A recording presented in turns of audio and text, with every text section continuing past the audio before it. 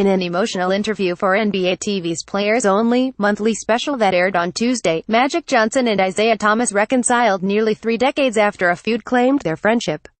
Sometime between the Hall of Famers kissing each other on the cheek before the 1988 NBA Finals and the rematch between the Los Angeles Lakers and Detroit Pistons a year later, the friendship flopped.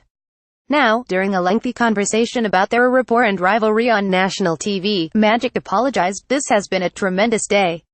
My wife, my mother, my her have been saying, y'all need to get back together. So, when everybody called, I said, no question, we're going to do this. And just to sit across from you and relive those moments of fun, excellence, working hard, dreaming big, because we were dreaming of moments before we were even, who sits up at 19, 20, 21, dreaming of stuff we wanted to do, and now here we are here doing it, but you are my brother. Let me apologize to you if I hurt you, that we haven't been together, and God is good to bring us back together." Thomas broke down crying, and the two shared a long embrace. "I'll always be here," Thomas said through tears. Then, laughter. "But I'm still mad that you beat me." The Lakers and Pistons split their two meetings in the 1988 and 1989 finals. The rift began when Johnson leveled Thomas in Game 3 of the '88 series, according to Sports Illustrated's Ian Thompson. Thomas told Thompson that Johnson did not come to see his son when he was born during that series, and later, when he sprained his ankle in Game 6, Magic refused to answer his phone calls as he pleaded to use the Lakers' training facilities. Instead, Thomas had to turn to the Los Angeles Raiders. Johnson later admitted in the 2009 book, When the Game Was Ours, which he wrote with Larry Bird and Hall of Fame writer Jackie McMullen, that he participated in the effort to keep Thomas off the 1992 Dream Team, believing Isiah spreaders about his duality in the wake of his HIV diagnosis. Isiah had his own chances when it came to the Olympics, said Johnson. Nobody on that team wanted to play with him. Michael Jordan didn't want to play with him. Scottie Pippen wanted no part of him.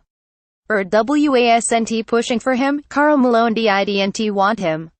Who was saying, "We need this guy"? Nobody.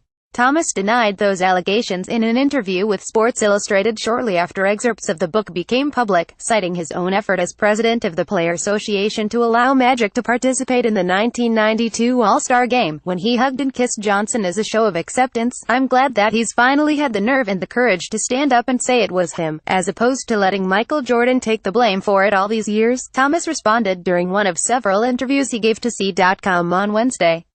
"I wish he would have had the courage to say this stuff to me face to face, as opposed to writing it in some book to sell and he can make money off it." Thomas also criticized Magic's friendship with Bird and questioned Johnson's assertion that he helped Isiah get the president of basketball operations job with the New York Knicks in 2003. "There's this public person and then there's this BS person," he added.